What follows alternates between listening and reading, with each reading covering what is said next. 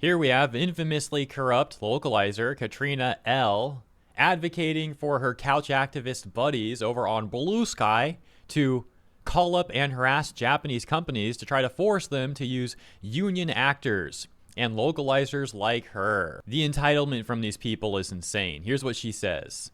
If you are a fan and want to do something to pressure companies into paying for union actors and good translation, bully them. Send emails shaming them. Comment how you will never buy their game again. Call their customer support line. The louder you are, the faster companies will change. It's crazy that modern audience people like Katrina will get mad at gamers for criticizing AAA corporations. And sure, we might joke about like bullying the corporation, but that just means like we're laughing at their latest flop. We're looking at the Steam charts and laughing at their latest flop. And we're criticizing their predatory monetization practices, right? Very reasonable things, really.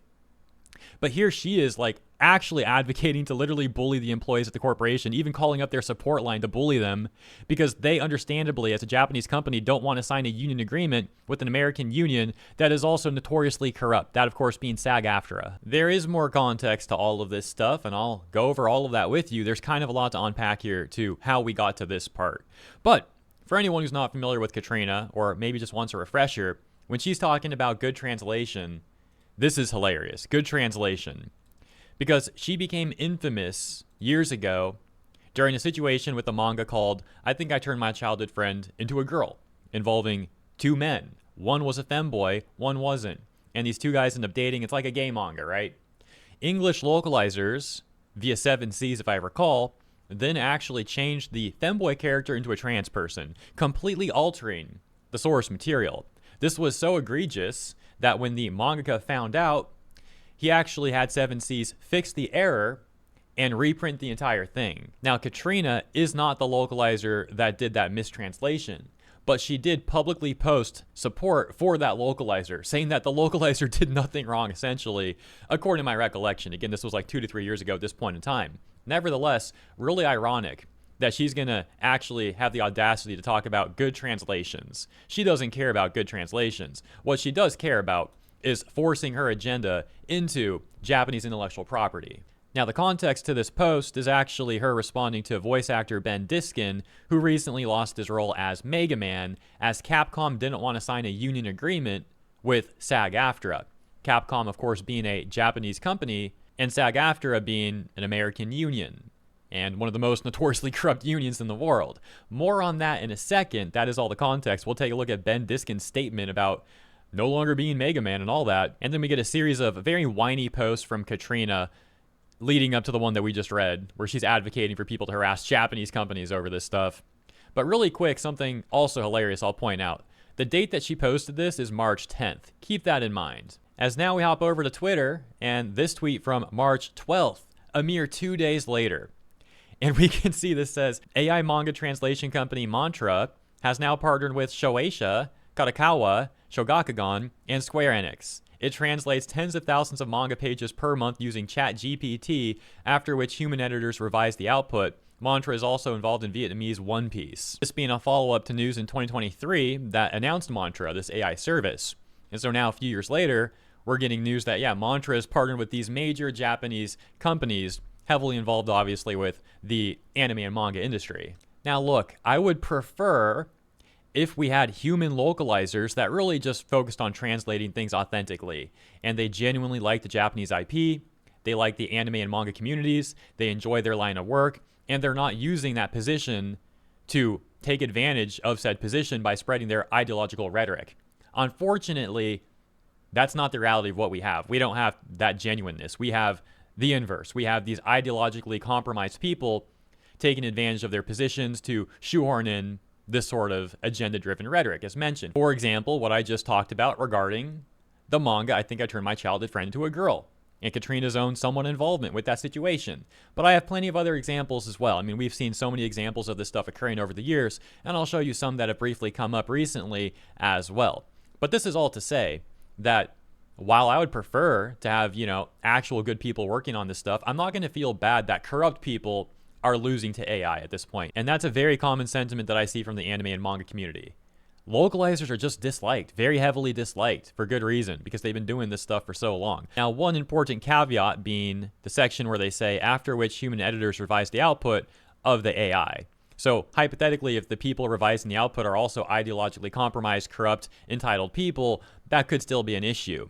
So we'll have to see how this all really plays out. But either way, this is at the very least a massive thorn in the side of very corrupt localizers. Now let's take a look at a few examples of recent Reddit tier localization. As I mentioned, we got some recent examples of this. Here we go. Packer Girl had reported on this news saying, breaking, Crunchyroll localizers insert male fragility in 2 anime English dubs this week.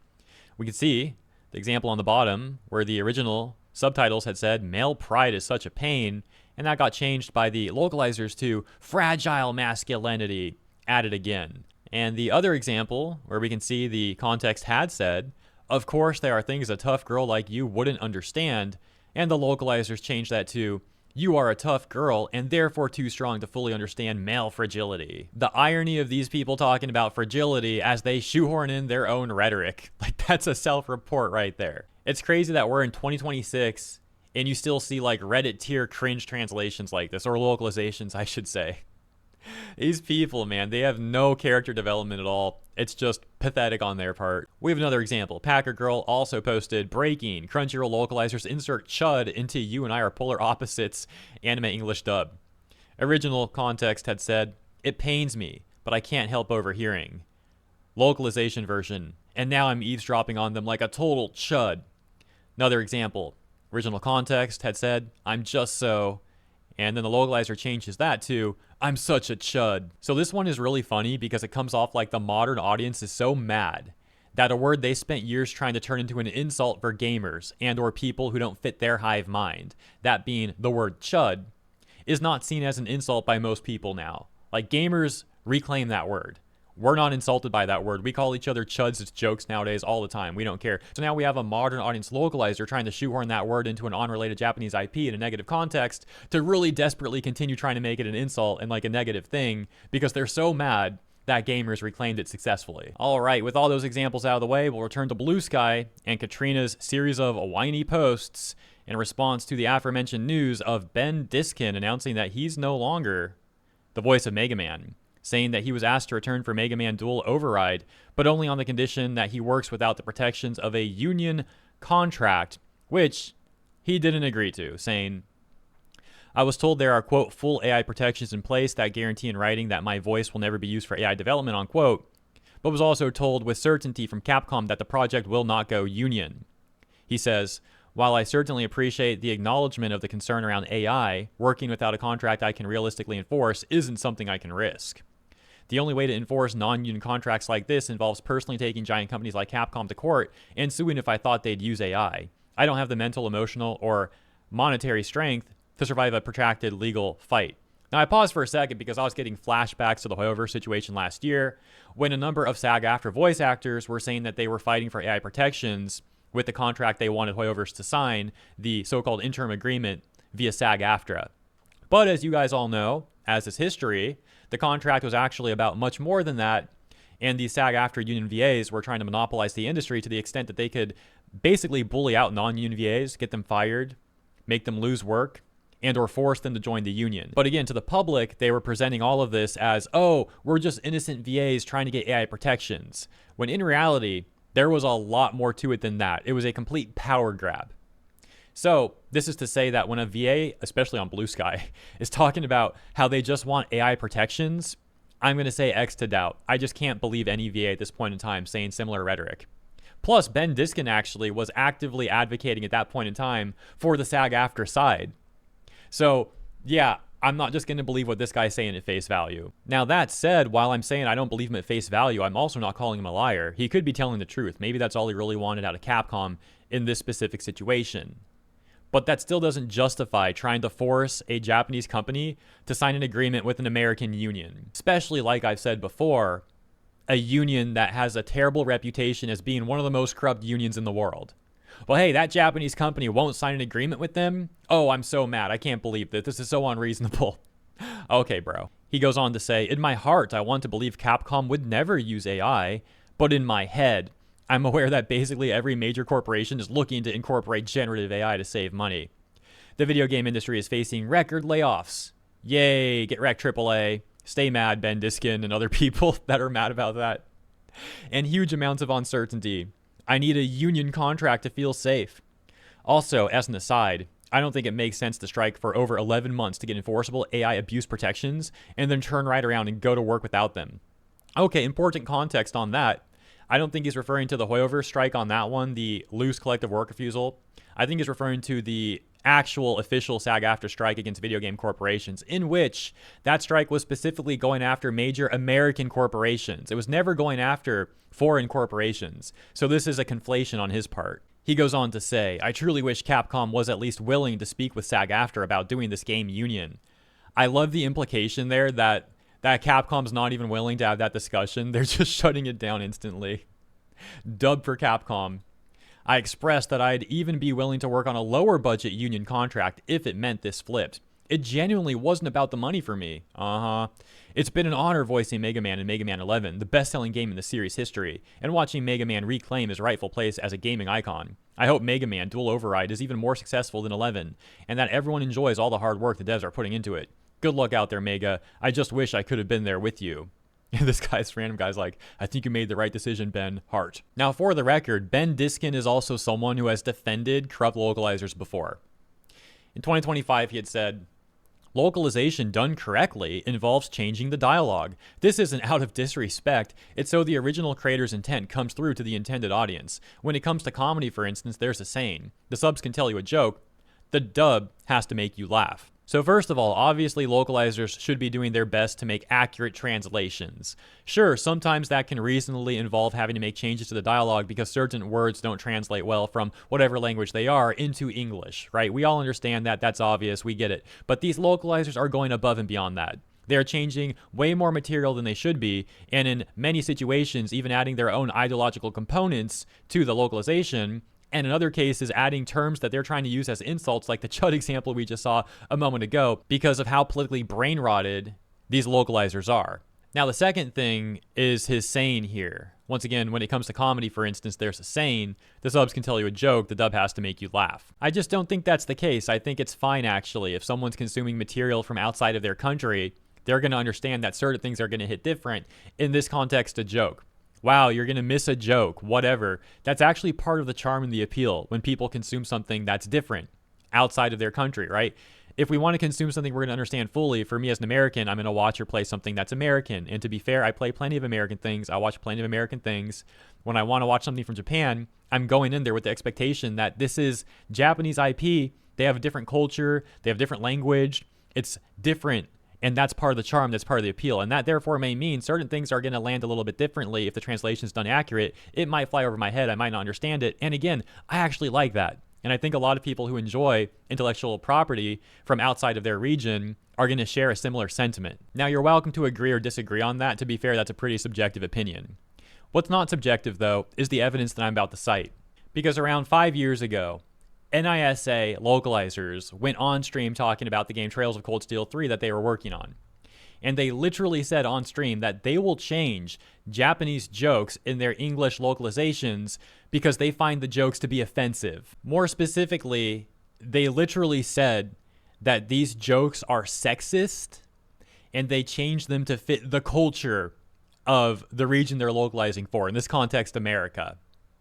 So because these localizers are personally offended by these jokes, these Japanese jokes, they then try to justify altering them on behalf of all of us. They even took it further and went on to say that this doesn't mean the joke can't be funny. Sometimes it even means that we're improving the joke. We're improving it. These people have such ego. They have such hubris. They really think that them butchering the source material because of their own oversensitivity is them improving the material for everyone. It's ridiculous. Anyways, all that context finally takes us back to Katrina L, who had responded to Ben Diskin, as I showed you at the very beginning of this video, ultimately getting to the section where she is advocating for people to go and harass Japanese companies to try to demand that they use union people for their voice acting and their localizations, right? So here's everything she said before that. It's only 3 or 4 posts, but let's take a look now with all that context. She responds once again to Ben Diskin, saying, "There is no reason not to go union for your multi-million-dollar budget game, unless you're being greedy and want to pay actors less. They might just not want to deal with people like you, to be quite frank, and that's very understandable." Huge kudos to Ben for standing up for what's right, and shame on Capcom for devaluing the art and skill of voice acting for the sake of saving dollars. Let's be clear, maybe they're saving dollars, sure, but they're also saving massive headaches for not having to deal with people like this. As someone who's managed voice projects in both the gaming industry and Hollywood, oh, great. I know how expensive voice work is. Yes, it costs a lot of money. Everything in a project costs money, but it's an investment into a critical part of localization that pays off immensely. Ben is right in his thread. Japanese game companies are pushing for saving costs, potentially with AI, but executives are convinced by AI grifters. Oh wow, yeah, these people will put grifter on anything nowadays. That no, really, it will solve all your problems and generate free money, except it won't. As with every technology, AI is a tool. We need to understand how it works, how to use it, and where it's best suited for work. Jackhammers are great for breaking up concrete, but you shouldn't use it to nail a painting to a wall. Localization, and especially good localization, yeah, something she's not familiar with, is a profit enabler. Hiring talented union voice actors is more expensive, but it guarantees a better relationship and higher quality of work that will undoubtedly improve profits. So this is actually a big point of contention that SAG-AFTRA VAs have been criticized for before, that being how they say that they're higher quality. As a matter of fact, one of the highest ranking members of SAG-AFTRA, I believe Duncan Crabtree Ireland himself, got a ton of criticism for this and even apologized, though it's probably disingenuous, for saying something similar. For essentially saying that, yeah, our union VAs are more talented than those non-union plebs. Now she's making a similar argument. That went horribly for him. It's also a terrible point by her. And so, she continues though. Skimping on localization quality is effectively kneecapping your project. I'm positive that within the next 10 years, we will see the companies that shirked good localization generate less profit. And the companies that invested in good localization will generate far more. By then, however, how many translators, editors, and voice actors will leave the industry? If you're a fan, here we go again. This is the final thing. We've seen this before. We'll read it again now. If you are a fan and want to do something to pressure companies into paying for union actors and good translation, bully them. Send emails shaming them. Comment how you will never buy their game again. Call their customer support line. The louder you are, the faster companies will change. Just insanely pretentious. Just so pathetic on so many levels. Oh my gosh, dude. Anyways, I think that is the video now. I think that's everything I wanted to cover, everything I wanted to say. I'll leave it there. Let me know what you guys think about all of this pretty crazy situation and a lot to unpack here. But I hope you enjoyed the video. Thank you for tuning in. Have a lovely weekend ahead, guys, and I'll see you next time.